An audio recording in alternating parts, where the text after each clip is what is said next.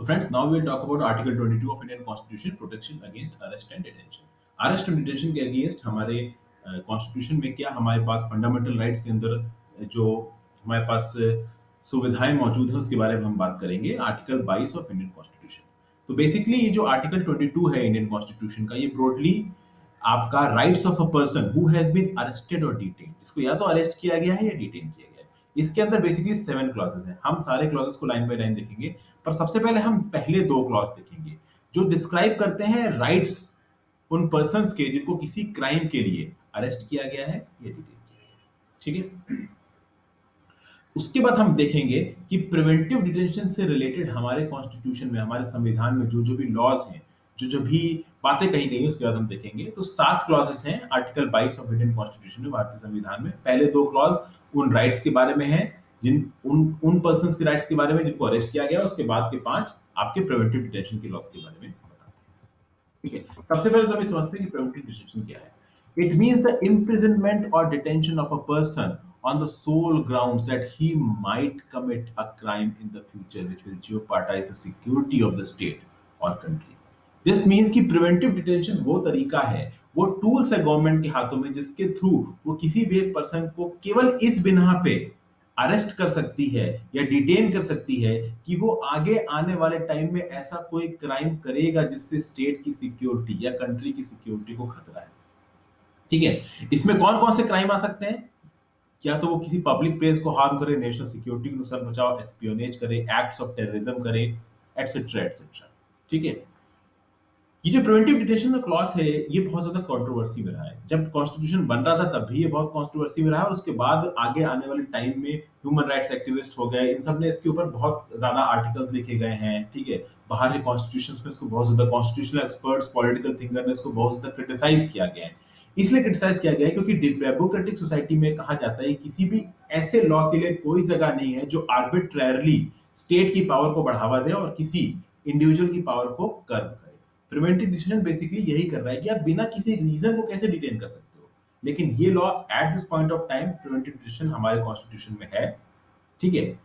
और ये क्यों है इसको हम कहां देखेंगे? क्लॉज, ये जो सब आर्टिकल 22 है इसके क्लॉज 3 से लेके क्लॉज 7 तक हम इस चीज को देखेंगे। पहले हम देखते हैं clause 1 of article 22 of Indian constitution. देखते हैं clause 1 of article 22 of Indian constitution क्या कहता है। ये बहुत स्ट्रेट फॉरवर्ड है। ये क्या कहता है? It states that a person who has been arrested under normal circumstances. ठीक है। यानी उस पर्सन की बात करता है जो नॉर्मल सर्कमस्टांस में अरेस्ट किया गया है, प्रिवेंटिव डिटेंशन के अंदर नहीं। ठीक है। उसके पास क्या राइट है कि वो एक अटॉर्नी को या लॉयर को हायर कर सकता है जो उसे कोर्ट में रिप्रेजेंट करे और उसे एक लीगल गाइड की तरह उसके लिए काम करे। ठीक है।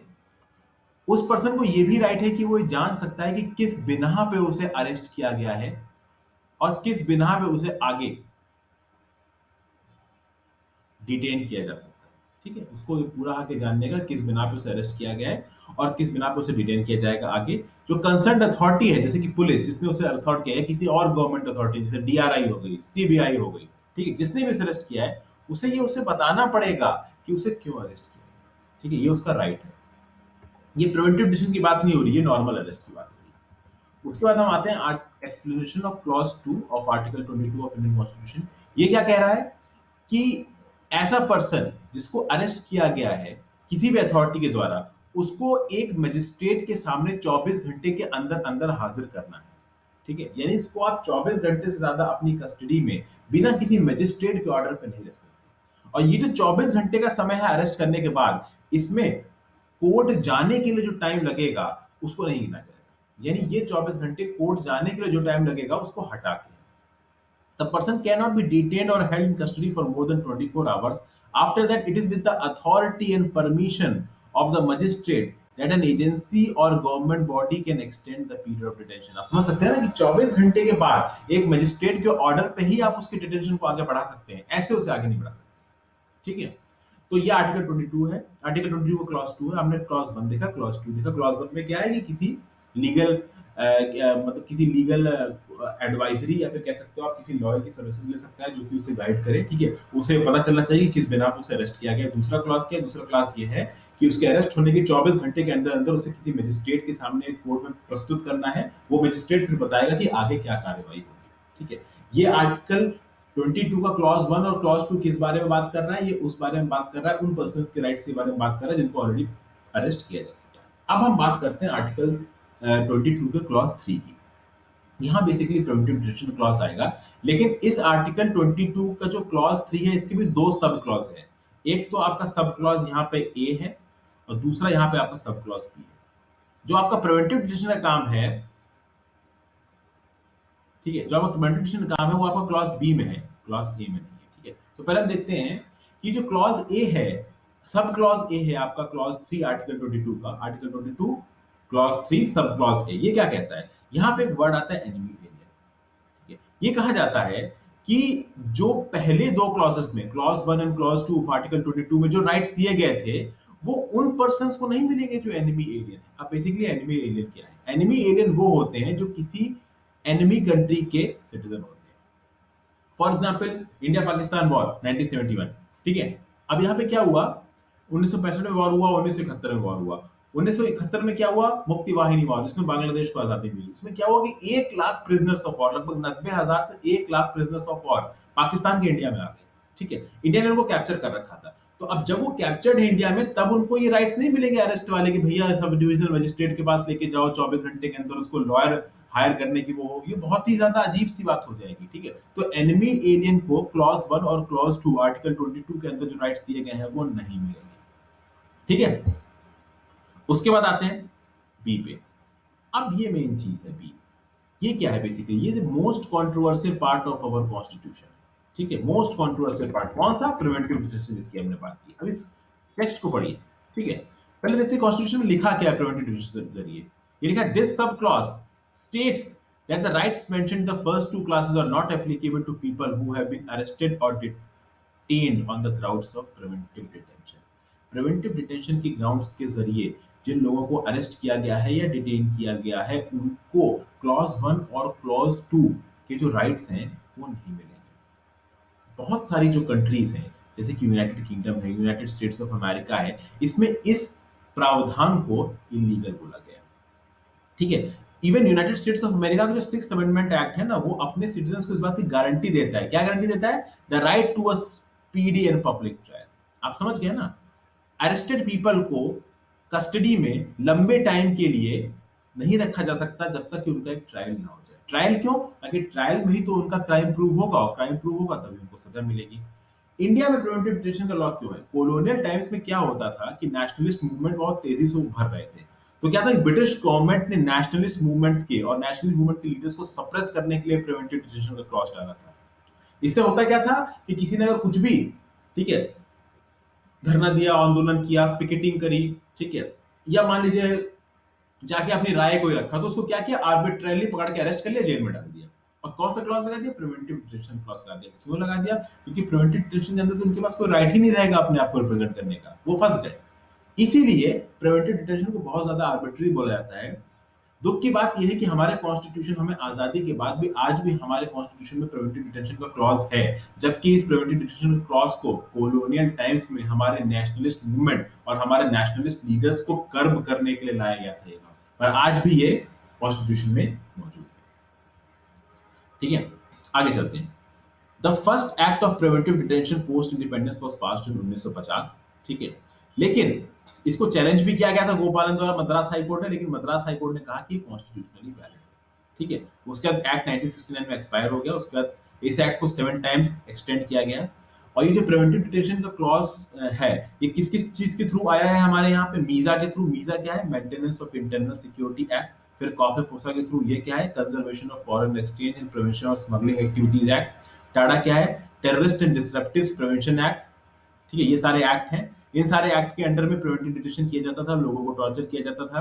सबसे बड़ी बात ये है, TADA act was considered the most inhuman, as even confessions made under torture by the police was considered admissible in a court of evidence. यानी टॉर्चर के थ्रू आप किसी को मार रहे हो जेल में बंद करके, उसके बाद उससे कुछ कबूल करवा लो और उस कबूल को ही एविडेंस मान लो। आप समझ गए ना? तो बिल्कुल ही गड़बड़ वाला। No ex facto self incrimination याद कीजिए आर्टिकल 20 का।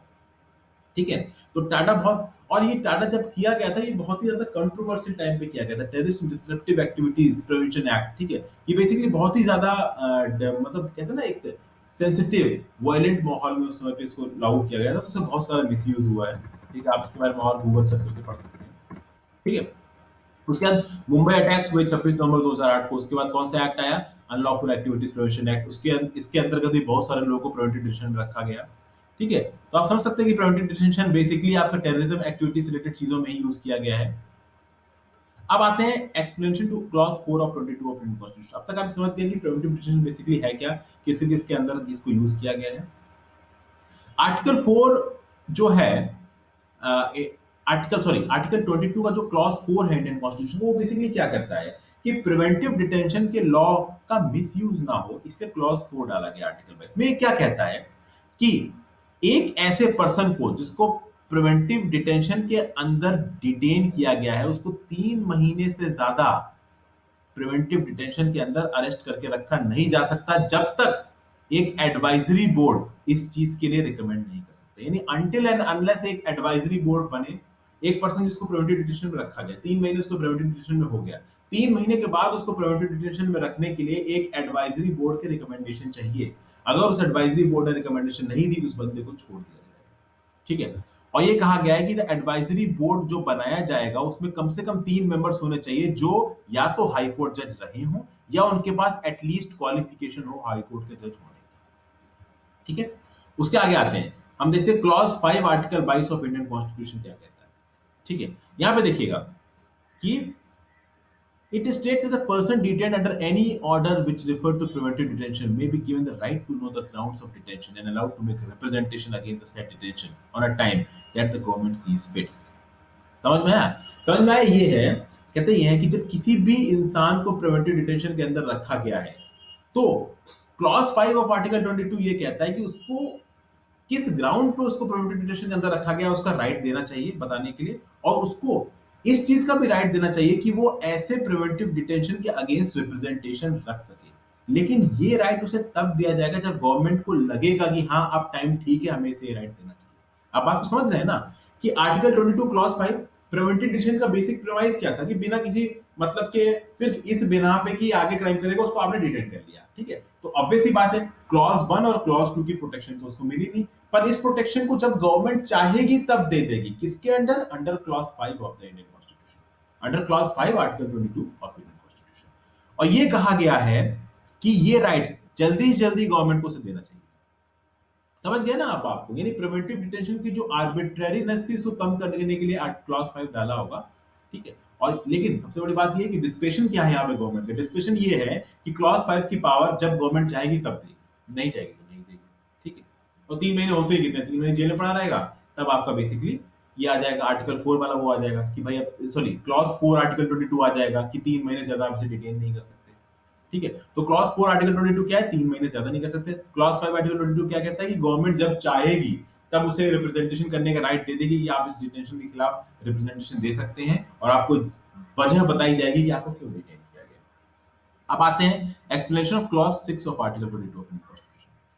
अब आर्टिकल 5 के अंदर क्या कहा गया कि जब भी गवर्नमेंट ये चाहे तब वो जो डिटेन किया गया पर्सन उसको बता सके कि उसको किस ग्राउंड्स पे डिटेन किया गया। ठीक है, लेकिन ये कहा गया है कि जब उसको ये बताया जाएगा कि आपको किस ग्राउंड्स पे डिटेन किया गया है, as according to clause 5 of article 22 of Indian constitution, तो ऐसी कोई इंफॉर्मेशन जो पब्लिक इंटरेस्ट के लिए हार्मफुल हो सकती है, उसके स्पेसिफिक्स या फैक्ट्स इंसान को ना बताया जाए। समझे बात को? मतलब आर्टिकल 5 के अंदर उसे बताना चाहिए कि भाई प्रिवेंटिव डिटेंशन के अंदर उसे क्यों डिटेन किया गया है, बट ऐसा बताते वक्त अगर ऐसी कोई चीज डिस्क्लोज हो रही है जिससे पब्लिक इंटरेस्ट को हार्म हो सकता है, तो जरूरी नहीं है कि गवर्नमेंट ये बात उस पर्सन को बताए, वो चाहे तो ना बताए। ऐसा कहां लिखा है? ऐसा article 6 sorry clause 6 of article 22 में लिखा हुआ है। और उसके बाद हम आते हैं explanation of clause 7 of article 22 of Indian constitution. ये क्या कहता है? ये डिस्क्राइब करता है पावर पार्लियामेंट की। क्या क्या बोलता है?